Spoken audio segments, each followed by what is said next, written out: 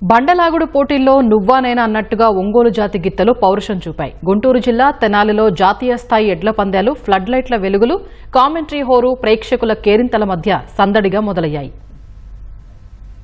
గుంటూరు జిల్లా తెనాలిలో ఒంగోలు జాతీయ స్థాయి ఎడ్ల పందాలు అట్టహాసంగా ప్రారంభమయ్యాయి. పోటీలను కేంద్ర సహాయ మంత్రి పెమ్మసాని చంద్రశేఖర్, మంత్రి నాదెండ్ల మనోహర్ ప్రారంభించారు. ఆలపాటి శివరామకృష్ణయ్య స్మారక ట్రస్టు ఆధ్వర్యంలో తెనాలి మార్కెట్ యార్డులో వారం రోజుల పాటు జరగనున్నాయి. ఈ పోటీల్లో తెలుగు రాష్ట్రాల నుంచి పెద్ద సంఖ్యలో ఎద్దులు పాల్గొంటున్నాయి. 2 పళ్లు, 4 పళ్లు, 6 పళ్లు కేటగిరీ విభాగం, సబ్ జూనియర్స్, జూనియర్స్, సీనియర్స్ ఇలా మొత్తం 7 విభాగాల్లో ఎడ్ల పందాలు నిర్వహిస్తున్నారు. అన్ని విభాగాల్లోనూ 9వ స్థానం వరకు బహుమతులు ప్రకటించారు. సీనియర్స్ విభాగంలో మొదటి బహుమతిగా బుల్లెట్ వాహనాన్ని అందించనున్నారు. ఆ తర్వాత బహుమతులు 1,00,000 నుంచి 5,000 వరకు ఉన్నాయి.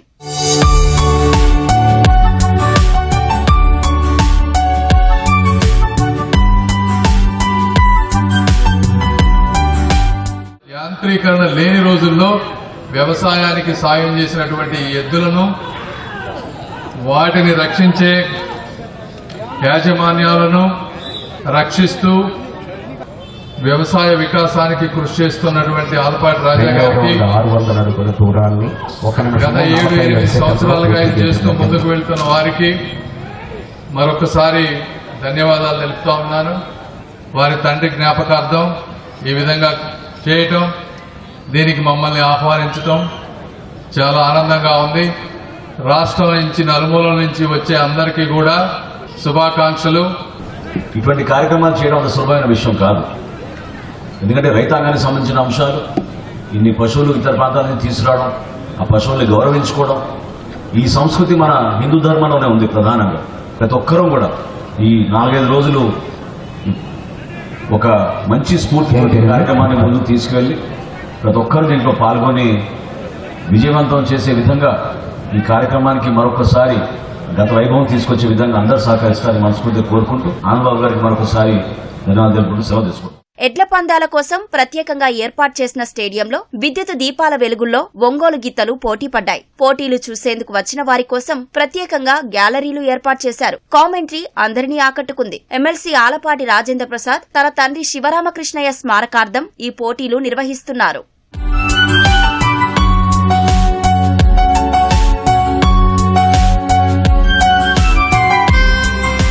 ప్రతి సంవత్సరం కూడా మా నాన్నగారి పేరున ఆలపాటి శివరామకృష్ణ గారు మెమోరియల్ గా ఈ కార్యక్రమాన్ని చాలా పెద్ద ఎత్తున ఎంటర్టైన్మెంట్ ఎగ్జిబిషన్, పశు ప్రదర్శన, బల ప్రదర్శన, పాల ప్రదర్శన వీళ్ళన్నిటితో కూడి ఈ వారం రోజులు కూడా పాడి పంట అని మనం ఏ రకంగా అనుకుంటూ ఉంటామో, రైతాంగం అంతా కూడా మరి ముఖ్యంగా ఈ నెల ఖాళీ నెలగా భావిస్తాం.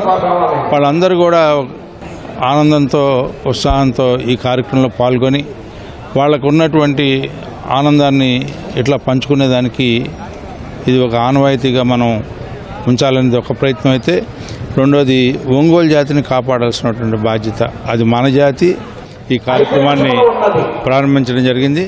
ఇది ఒక అద్భుతమైనటువంటి కార్యక్రమంగా నేను భావిస్తూ ఉంటాను. రైతాంగం అందరూ కూడా ఇష్టపడే కార్యక్రమం, రైతులందరూ కూడా పాల్గొనే కార్యక్రమం.